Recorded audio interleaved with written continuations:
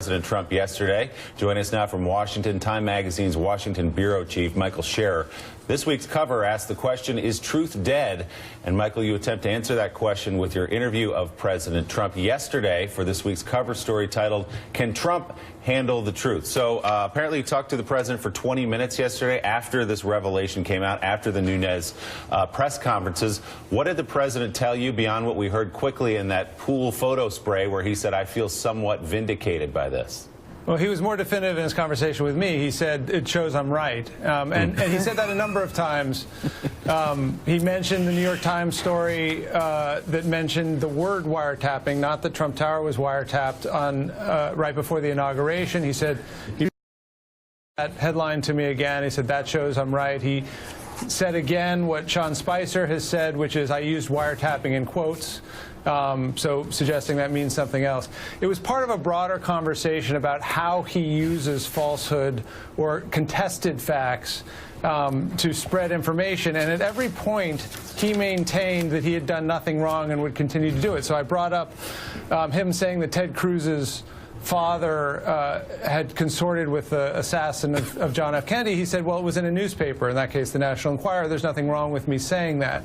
I brought up the claim that 3 million undocumented immigrants had voted illegally in the last election. He kind of backed off. He said, well, it looks like it may be about registration. They were registered improperly, but I'm going to have an investigation. We'll find out if it was illegal, but still was standing by that. You know, at every point, the conversation moved from the binary of is this true or false to a much squishier standard, which he sees in his own statements. And his underlying point was that on many occasions, he has said things that people of the press have said are unlikely that have later been proved correct. And then he started listing them off. He said that he predicted in a tweet that Anthony Weiner's sexting would be a problem for Hillary Clinton. It turned out to be one, and he listed off a bunch of others. And as you point out in this case about his tweet about President Obama wiretapping him, he's incorrect about the information. The New York Times article didn't say what he thinks it said. Bret Baier, in that interview with Paul Ryan, didn't say what the president thinks he said. I have to ask you, though, about another quote he gave you. He said, quote, I can't be doing so badly because I'm president and you're not. Was he talking about you specifically not being president? Yeah, well, yes, or his critics, but yeah, he was addressing me. It came at the end of the interview. I'd come back several times to this question of whether he risked losing credibility as these things that he said were exposed as being false, and I think he was a little frustrated. He didn't say it in an angry way at all, but I think he was a little frustrated. And previously in the interview, he'd gone back to the idea that he's not losing credibility because look at the crowds I had in Kentucky a couple days ago.